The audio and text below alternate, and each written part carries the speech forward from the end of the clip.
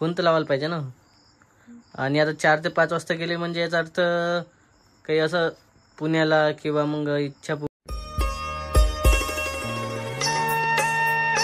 तर नमस्कार मित्रांनो, यूट्यूब चॅनलमध्ये तुमचं स्वागत आहे.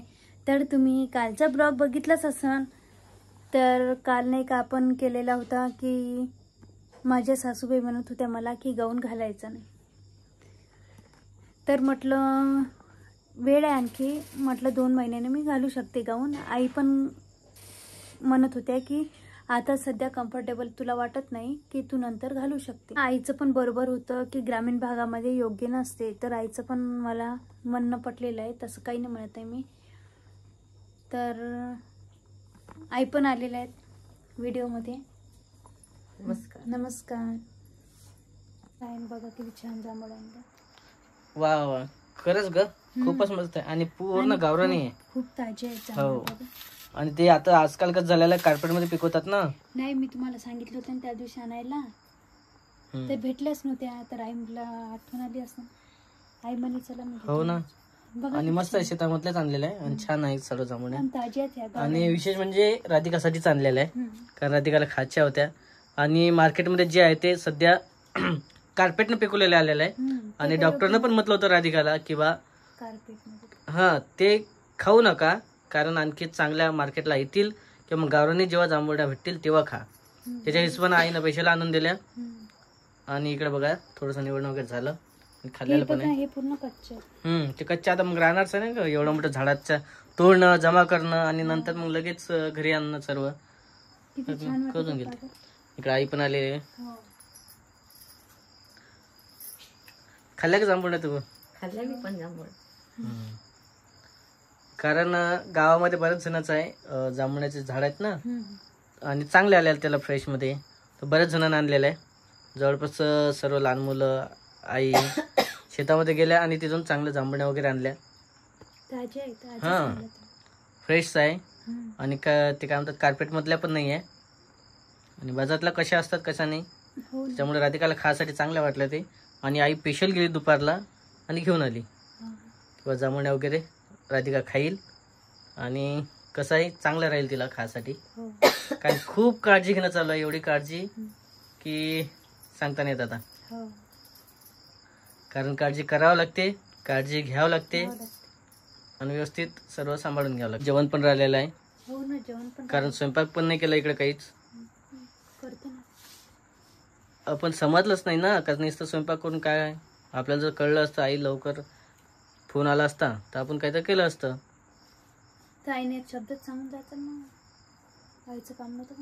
फोन तर लावायला पाहिजे ना.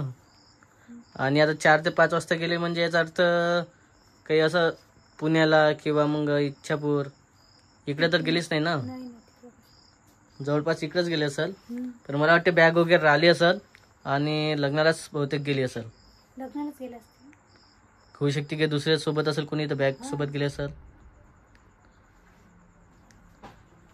किंवा मग दुसरं काही असेल, म्हणजे भेटीला गेली असेल कोणाच्या. आईला पण माहिती नाही म्हणते. आईला पण विचारलं, त्यासाठीच आईला फोन आवाजाला गेलो आणि विचारलं किंवा नेमके कुठे गेली आहे तर माहिती आहे का. आणि हे पण तेव्हापासून वाट पावली होती आईची. आणि कसं आहे, हे आई घर नसली तर आई येतेच कंटिन्यू, भेटीला पण येते. हा, आणि बोलायला पण येते आहे ना. आली मी म्हटलं आई कुठे गेली बाई, लक्ष्मीबाई एकटे गेली म्हणे, लग्नाला जाणं होते माहिती. लग्नाला जायचा तो विषय चालू होता, पण आता असं वाटलं किंवा दोघी जण सोबत जातील, पण ते पण समजलं नाही. आणखी फोन पण नाही आला. खूप उशीर पण झाला ना. मला बस नाही येते ना. काय सर? बस ना. हो ना, लग्नाला बसचा टाइम वेगळा असते. प्रायव्हेट गाड्या चालू राहतात मला, समजेलच उद्याला. कारण आज वाटच पाहावं लागणार आपल्याला आजच्या दिवस. कारण नेमके कुठे गेले कुठे नाही काही माहिती नाही ना. लग्नाला गेली का भेटीला गेली. आणि आपले जे आहे नातेवाईक सर्व ते आसपास बाजूलाच आहे, एका तासात नाही जाणं होईल असंच आहे.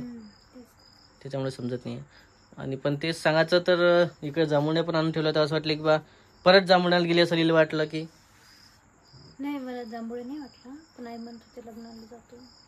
मग मनाचं म्हणत होते आई की कुणाची तब्येत सिरियसली मध्ये आहे तिथे जायचं. म्हणजे भेटीला कोण सुट्टी भेटलं असेल काकू वगैरे, त्याच्यामुळे गेले असेल सोबत सध्या. आणि खरं सांगायचं म्हणजे जेव्हा राधिका एकटी असते घरी तेव्हा आई येते, चक्कर चालूच राहते माझ्याला. गोष्टी पण चांगल्या राहतात, तेच. कंटिन्यू चालू राहते ना बोलायला, एकट्याला करमत नाही ना. आणि एक तर मलाही उशीर वगैरे होते, कामावरून उशीर झाला तर मग कसं भेटीला बोलायला पाहिजेच ना काही ना काही.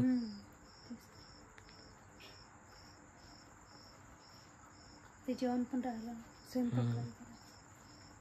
मन नाही लागत आहे स्वयंपाक.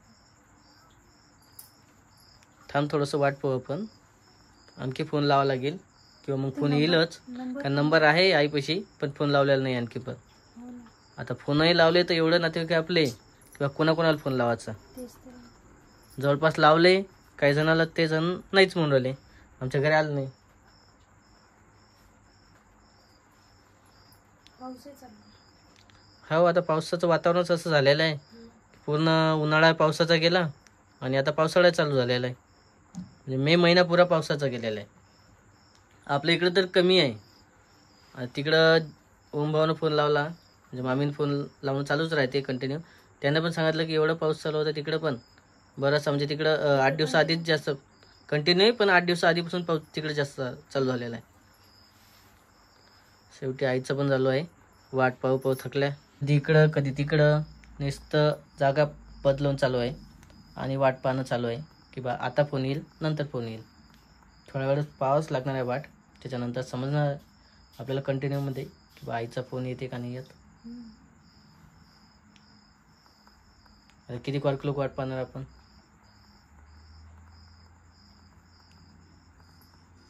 येईलच म्हणा फोन, हो ना. कारण थोडीशी वाट पाहावंच लागणार आहे. नंबर दिले मी आईला देऊन, म्हटलं कॉल मोबाईल नाही यायचं. नंबर तर आहेच ना, माझा पण आहे, मोबाईल तसा द्यायला पण आहे. लागेल. आईला मोबाईल घेऊन द्यावाच लागणार आहे. तसे आता मोबाईल आहे आपल्यापाशी, तुझ्यापाशी आहे, माझ्यापाशी आहे, पण एक आईला घेऊन द्यावं लागणार आहे. साधा का असे ना, कारण आईला मोबाईल समजत नाही तसं. कॉलिंगवर असलं. हां, नुसतं कॉल जर उचलता आला तर चालते. कारण आज अचानक झालं. आता नेहमी आईचं चालूच राहते ना, इकडे जाणं तिकडे जाणं. आता ते आपल्या घरात रेंज लावला असेल तर रेंज नसेल, रेंज नाही राहत. किंवा काही कॉन्टॅक्ट झालं तर मग कसा वेगळा स्वयंपाक वगैरे करून जेवण वगैरे करता येते आणि व्यवस्थित लागते पण मन. नाहीतर तेच तर चालू, माझं मन पण नाही लागत आता. असंच चालू आहे राधिकाचं पण. कधीच म्हणता येते जेवण करू का नाही करू, का काय करायचं काय नाही करायचं, का नुसतं फक्त आईनं आणलेलं जांभूळच खायचं आज. पोट भरून का. हा मग तेच ना, पण नुसतं कुठपर्यंत थांबावं लागणार आहे नेमके समजत नाही आता.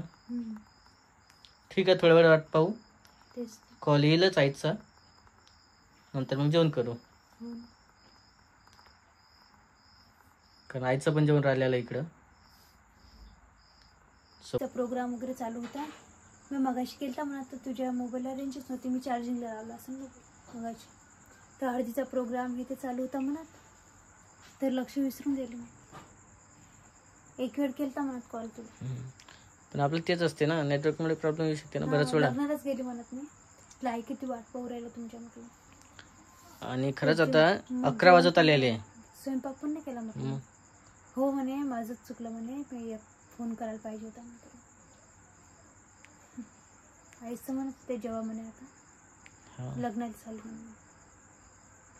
मी म्हटलं लग्नाला जाणार, आई कुठे जाणार. असं आहे, शेवटी जे आहे फायनल समजलं की आई लग्नाला गेलेली आहे. पण एवढं सांगितलं की बॅग वगैरे माझ्या घरीच ठेवली आणि दुसऱ्या बॅगमध्ये साडी वगैरे टाकली, कपडे घेऊन तसेच आलेले. आई म्हणे काही घेत नाही, बसही आलती म्हणे, आणि तू झोपलेली होती म्हणे. मी म्हटलं म्हणे कसं उठवायचं तुला. असं आहे का. त्यांना सांगितलं ताईला, त्यांचं काही लक्षच नाही सांगितलं त्याच्या.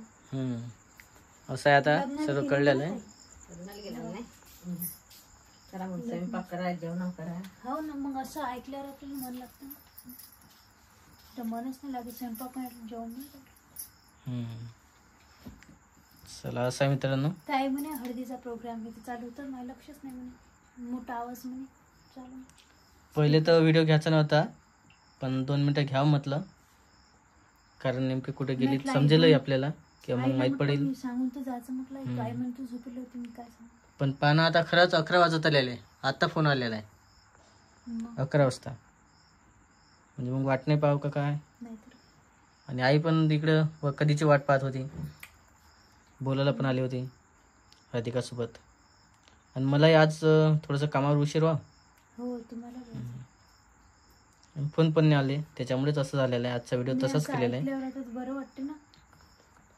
ते चला दोन मित्रांनो, शब्द तर बरं हां ठीक आहे, ओके. हा व्हिडिओ आता आपण इथंच संपवत आहे. भेटूया पुढच्या व्हिडिओमध्ये, तोपर्यंत बाय बाय. वाटतं. बाय.